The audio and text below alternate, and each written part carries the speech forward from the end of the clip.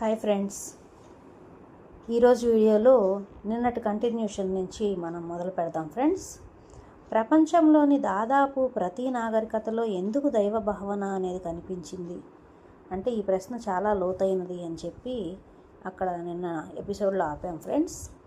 మనిషి తన పరిమితులను తెలుసుకున్నప్పుడు తనకంటే గొప్పదైన ఒక సత్యం ఉండవచ్చనే వినయంతో ఆలోచించడం ప్రారంభించాడు. ప్రకృతిని చూసి ఆశ్చర్యపోయాడు. జననము, మరణము, కాలము, అనంతమైన విశ్వము, వీటి ముందు తన జ్ఞానం ఎంత చిన్నదో గ్రహించాడు. అక్కడి నుంచే దైవాన్వేషణ మొదలైంది. వేదాంతం ప్రకారం దేవుణ్ణి వెతకటం అంటే బయట ఎక్కడో ఉన్న ఒక వ్యక్తిని వెతకటం కాదు, మన అసలు స్వరూపాన్ని తెలుసుకోవటం. ఉపనిషత్తులు చెప్పిన తత్వమసి అనే మహావాక్యం ఇదే భావాన్ని తెలియజేస్తుంది. ఆ పరమసత్యమే నీవు అనే దాని అర్థము. ఇది అహంకారాన్ని పెంచే మాట కాదు, వ్యక్తిగత అహంకారాన్ని దాటి సమస్త జీవుల్లో ఒకే చైతన్యాన్ని చూడమనే ఆహ్వాన పత్రిక. అయితే ఈ మాటలను వెంటనే నమ్మేయాల్సిన అవసరం లేదు. వేదాంతం కూడా అంధవిశ్వాసాన్ని ప్రోత్సహించదు. అది చెబుతుంది, విను, ఆలోచించు, పరిశీలించు, అనుభవించు, ఆ తర్వాతే అంగీకరించు. అదే కారణంగా భారతీయ ఆధ్యాత్మిక సాంప్రదాయంలో ప్రశ్నలకు ఎంతో ప్రాధాన్యత ఇచ్చారు.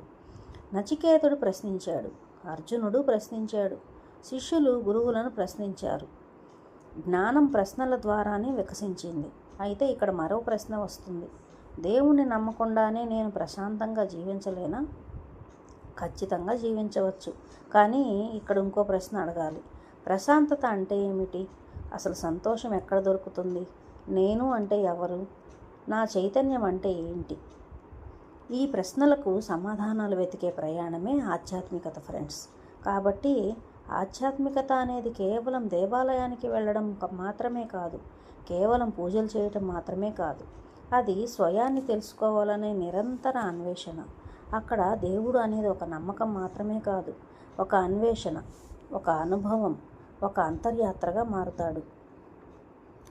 తదుపరి భాగంలో మనము అంటే దీని కంటిన్యూషన్లో మరింత లోతైన ప్రశ్నలు పరిశీలించుకుంటే, ఆత్మ అంటే ఏమిటి?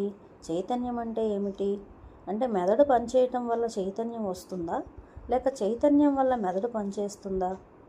ఇది ఆధ్యాత్మిక మరియు న్యూరో సైన్స్ కలిసే అత్యంత ఆసక్తికరమైన విషయం అవుతుంది ఫ్రెండ్స్. ఈ వీడియో కనుక మీకు నచ్చినట్లయితే లైక్ చేయండి, షేర్ చేయండి, సబ్స్క్రైబ్ చేయండి friends. Thank you very much.